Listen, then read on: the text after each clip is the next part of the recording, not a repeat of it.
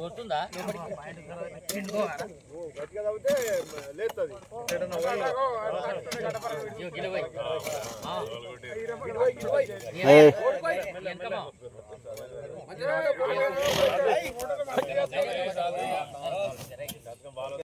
అంటే చచ్చిపోయినప్పుడు కూడా నేను కానీ ఇప్పుడు అట్లా లేదు, మొత్తం స్టిక్ జరిగింది. ఆ కొలతల ప్రకారమే పని చేయండి.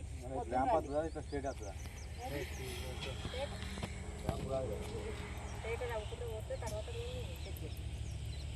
కంపల్సరీ కొలతల మీరు పని చేయాలి. ఇదేనైతే ఖచ్చితంగా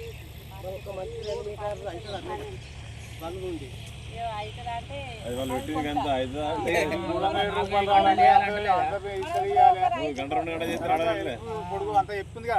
ఇప్పుడు ఇది లెక్క ప్రకారం మునుపటి లెక్క లేదు. 10 5 దాకా ఒక టైం ఫిక్స్ ఉంటుంది. ఆలోపు మనం 1 2 కట్ట ఉంటుంది రానిస్తారా, మాది కొలత. ఆ కొలతలు గంటల్లో మనకి పేమెంట్ రావాలంటే ఆ పని చేయాలి. డబ్బులు తక్కువ వచ్చాయి నీకు ఇన్ని రోజులు అంటే కలవ అక్కడ. మళ్ళీ ఇప్పుడు ఒకటి ఉంది, ఇదివరకు అనేటోళ్ళు నాకు 10 పడని పడకపోని 50 రాని గింజే అట్లా లేదు.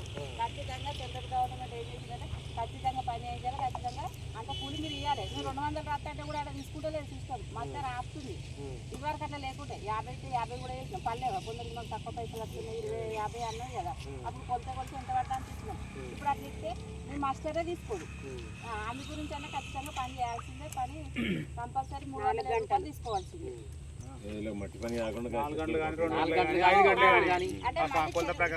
ఎంఐటీ చెరువు శాంక్షన్ ఉంటే కూడా చేసుకోమని చెప్పారు. 2 సంవత్సరాలు అయితే తీసేసారు, కానీ మనకు ఇప్పుడు శాంక్షన్ లేవు. ఒకవేళ ఇప్పుడు అంత సిస్టమ్ మారుతుంది కాబట్టి ఏప్రిల్ 1 నుంచి రామ్జీ ఇప్పుడు ఉపాధి పథకం అనేది పేరు మార్చారు కదా.